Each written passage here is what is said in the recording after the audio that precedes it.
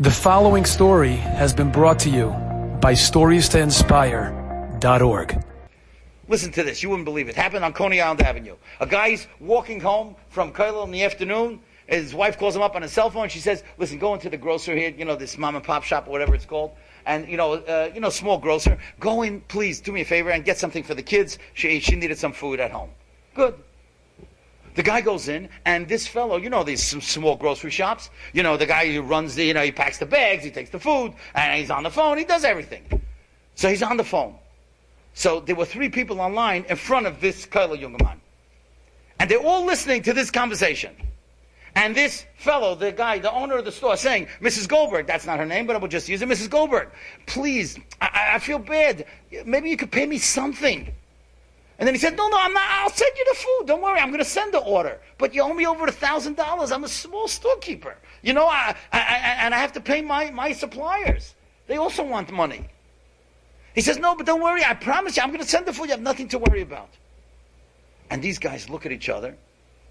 And one guy says, she sounds like a nice lady. Look how he's talking to her. He's going to send her the food anyway.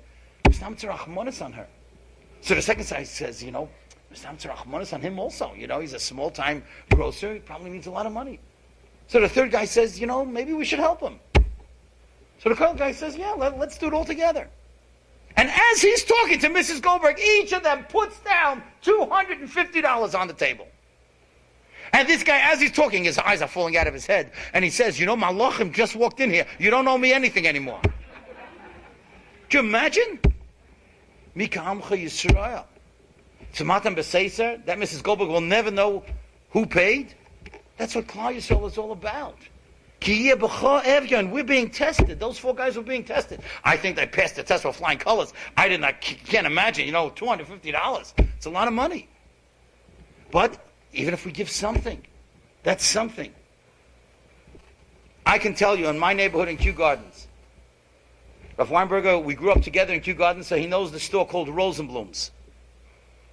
You cannot imagine what kind of tzaddikim they are. They have a box. They have a box that people owe them money. Do you know how much money they are owed in that box? I think the latest count that they told me about, but I'm sure it's more, over $60,000. Now, I know many people that will go in before Yontif, and they'll say, Mr. Rosenblum, here, we want to give you $500. Take it off a bill. He says, I'm not God. I can't play God. You tell me who you want it to go to. And some of these people owe so much money that they'll never know the difference, whether you paid or not. And that's truly Matan B'Seiser. So I don't know all the local stores here. But go in tomorrow. Go into a grocery store. And you'll see the bills. And many of them are tzaddikim mamish. People owe them a fortune. And they give them credit.